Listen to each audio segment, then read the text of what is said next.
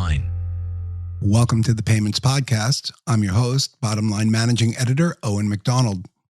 Cash management exemplifies the once dull back office functions now undergoing seismic strategic change.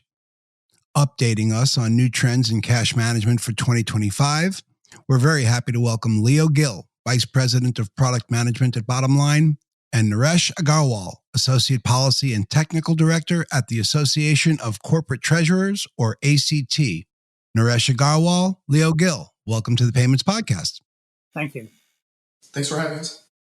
Thanks for joining us.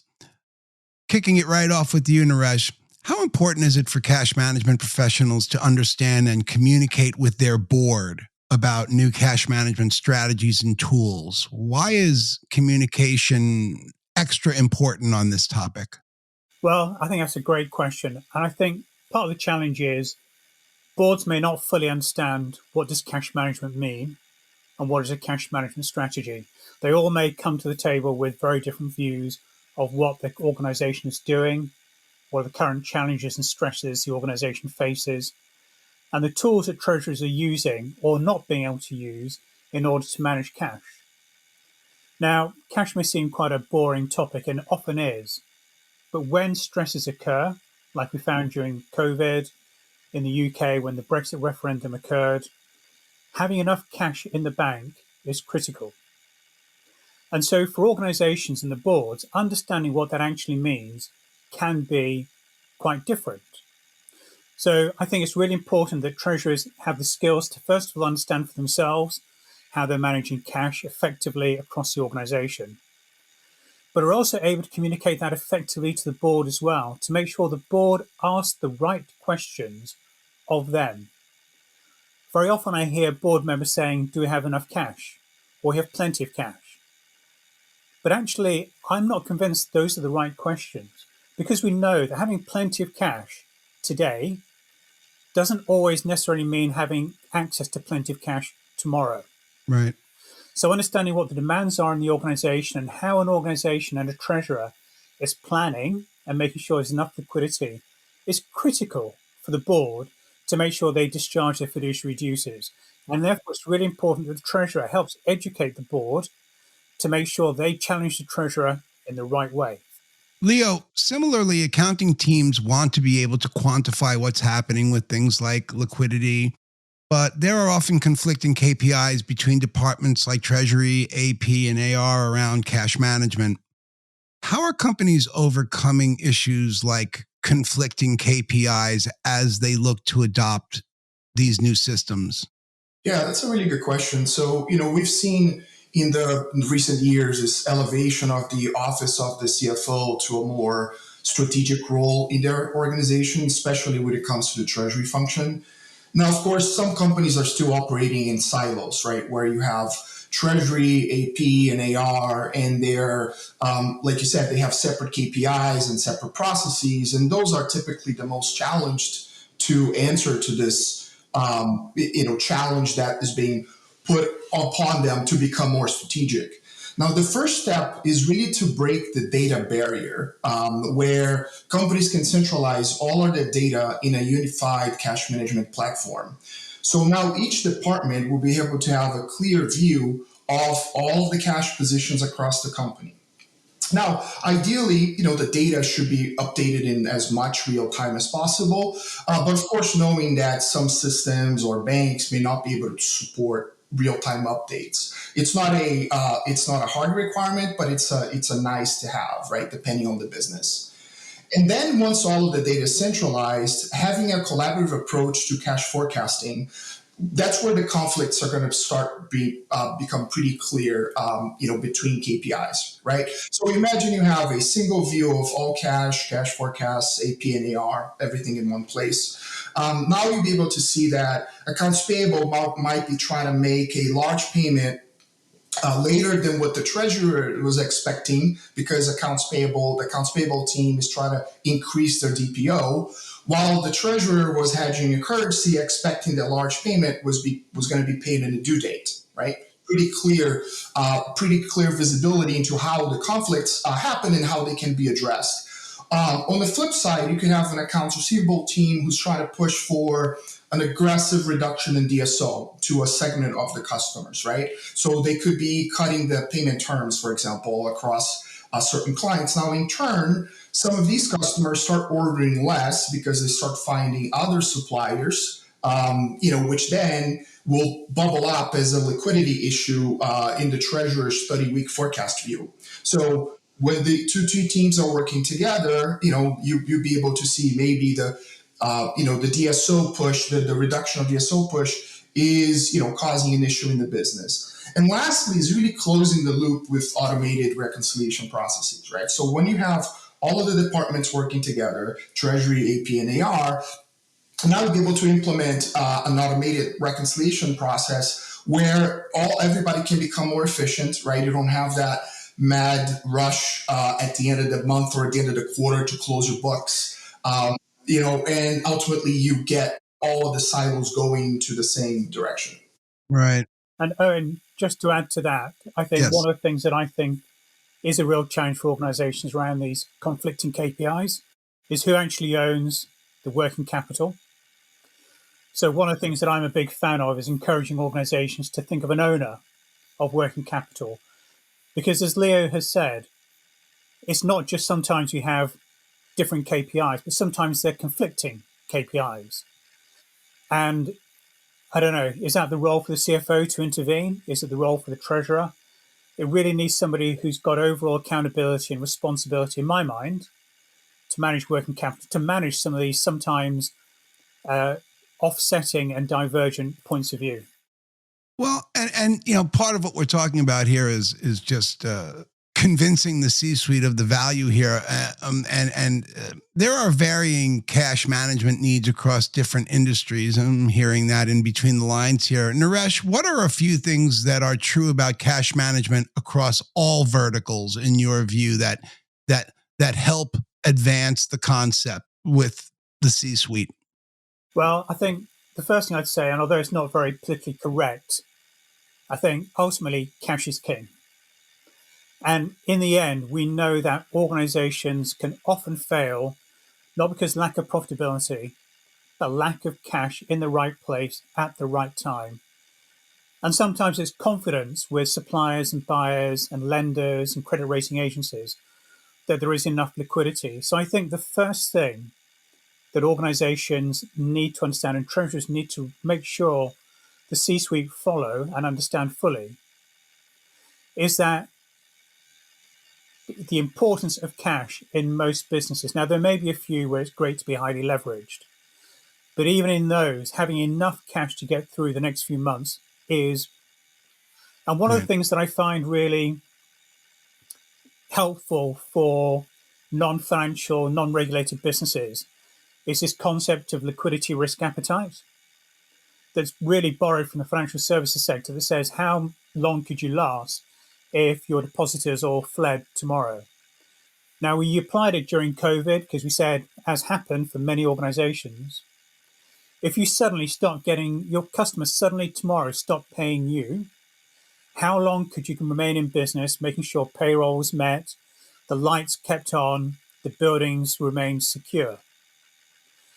And so building this idea of a liquidity risk appetite, how much do I need in the worst case scenario to fund the business, I think is critical for most organizations. And it's a reminder of how critical cash is at the end of the day. Having a great brand, having a large building is of no value if you can't pay your staff in cash. And it's very easy to get caught up in the latest cash management fads, to talk about things like virtual bank accounts, to talk about the latest technology, whether it's stable coins or the role of AI. But at the end of the day, whatever vertical you're in, whatever activity you have, the board need to understand what is cash, why it's fundamental to the security of the business.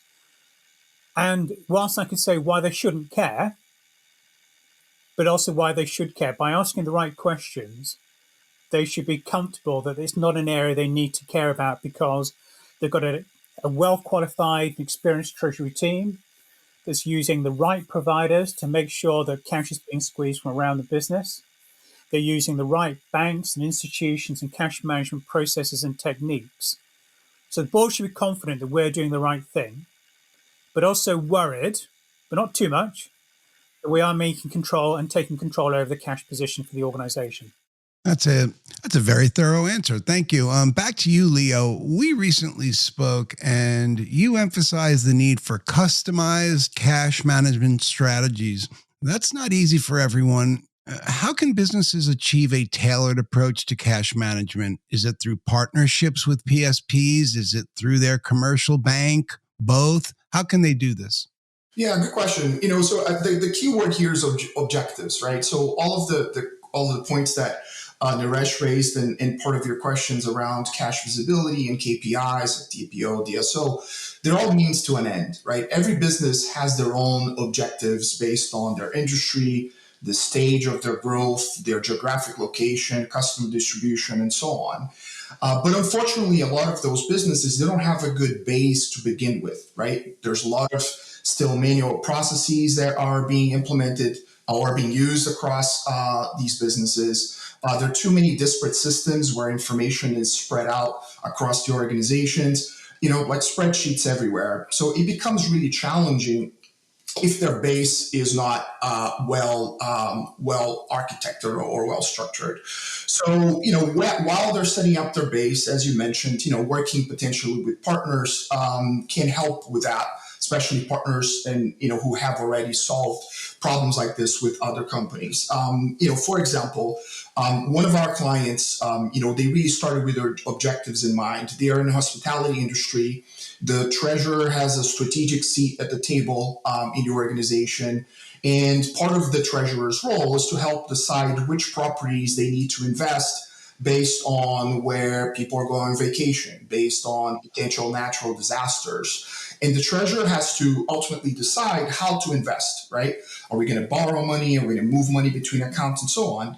But knowing that objective, then it becomes easier to go into the next step, right? Which is, what are the requirements in order for the treasurer to deliver on the mandate that they received from their CFO, which ultimately is, I need real-time, view of my cash positions. I have to rethink some of my banking relationships because some cannot accommodate my needs. I have to automate, all of my automate and centralize my data, bring data from my backend systems like my ERP.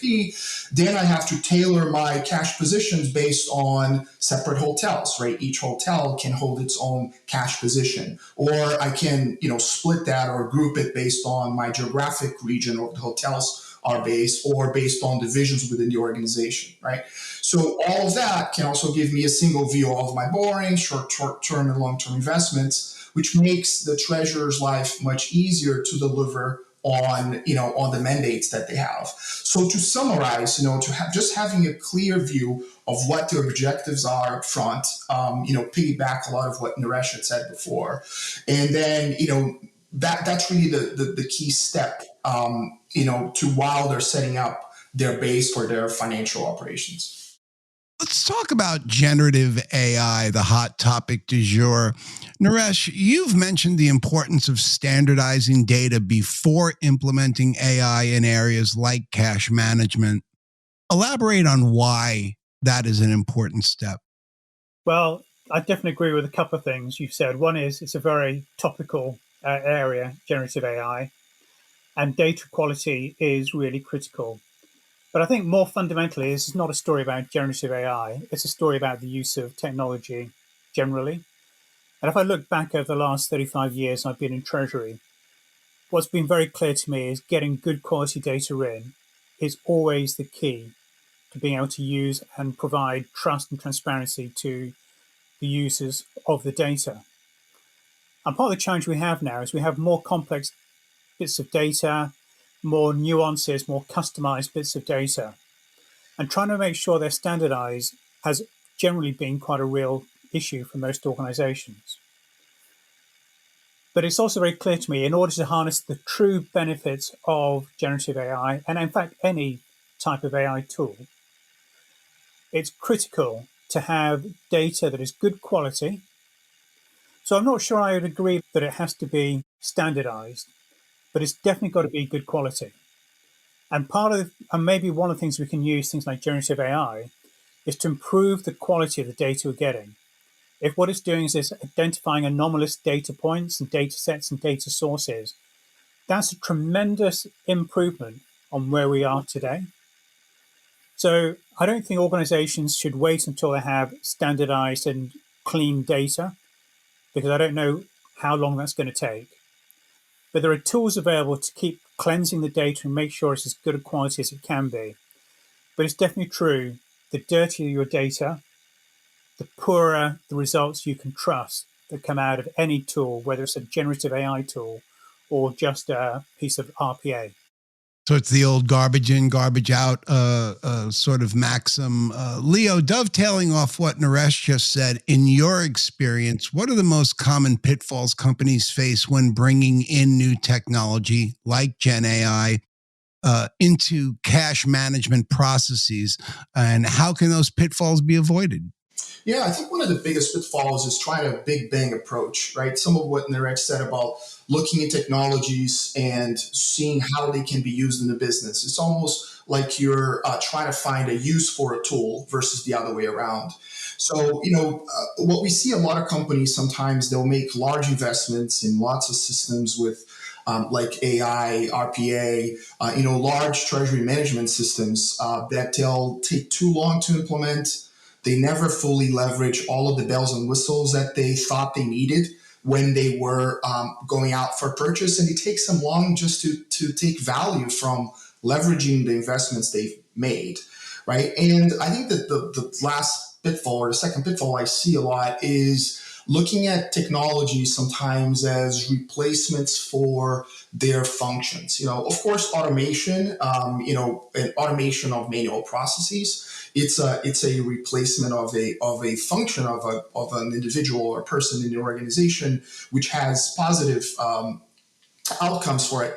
But what we also see, what I also believe is can be a negative, is when you're looking at certain technologies like AI, for example, as a replacement for the function of what the treasurer does when it comes to forecasting. Our approach has been to leverage insights in AI as another member of the treasury team, not necessarily a replacement, where we can help the treasurer drive new insights, different insights that maybe they weren't looking at, and make the ultimate decision into how to optimize working capital. So I think that's a more pragmatic approach that helps companies advance technologies with the organization. But ultimately, all of these technologies have to respond to what the needs are of the business, what the board requirements are, what direction they have from their CFOs. Otherwise, we're just implementing technology for the sake of technology. Last question, and I'd like you both to have a go at it. How can companies ensure their cash management strategies remain flexible and adaptable to changing market conditions? Naresh, why don't you take it first? I think it's going to come down to three things: the classic people, processes, and systems. For people, I think it's important to make sure you have good, capable people. That may mean doing qualifications like the ones provided by the ACT or by other organizations. But it's important to go back to fundamentals and understand why we do cash management. What are the key tools available? It's very easy to think about what you see in front of you, and that's the only way of doing things. But trust me, having seen over many, many decades, there are so many different ways in which you can manage and optimize cash in an organization. So making sure you've got a team that's skilled and have got a very flexible mindset, because the business will continue to change and adapt. I've read of many organizations, for example, entering into B2C relationships post-COVID. If your business is focused on B2B, you're not going to be able to deliver a cash management solution that is now right for the business as it is today. So making sure you've got people with the right tools and the right mindset is critical.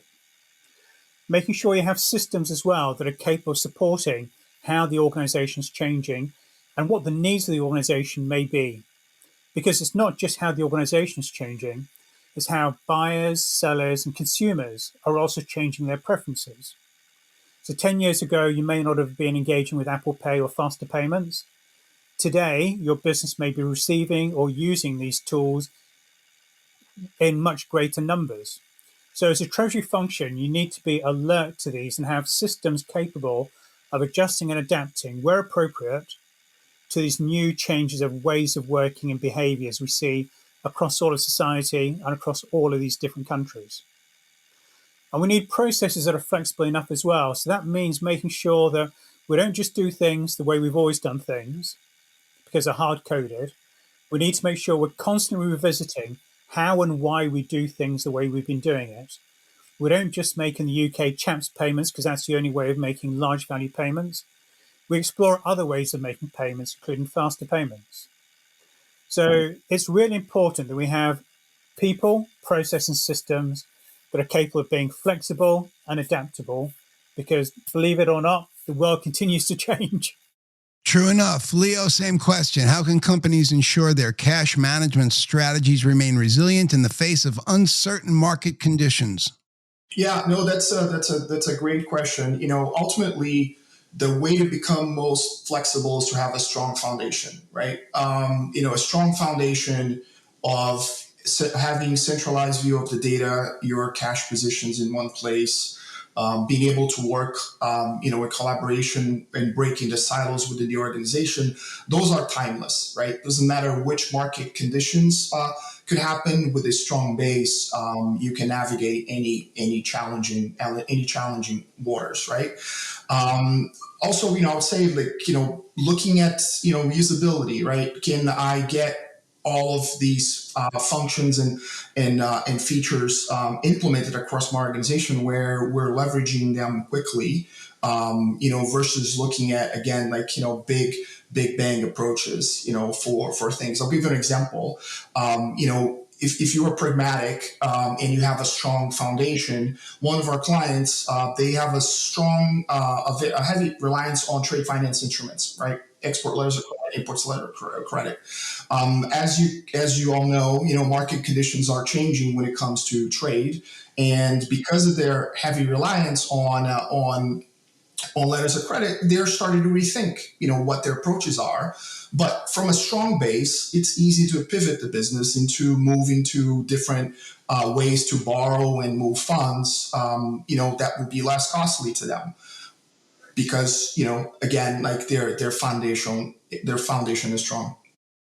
Okay. Well, there it is, folks. Formatting data to improve AI performance, custom cash management strategies. These changes are opening a new world of possibilities in B2B payment processing. Our thanks to Naresh Aggarwal, Associate Policy and Technical Director at the Association of Corporate Treasurers, and to Leo Gill, Vice President of Product Management at Bottomline. To our fantastic audience, thanks for listening. Hit subscribe. Catch us again on your favorite podcast platforms, including Apple and Spotify. Bye for now.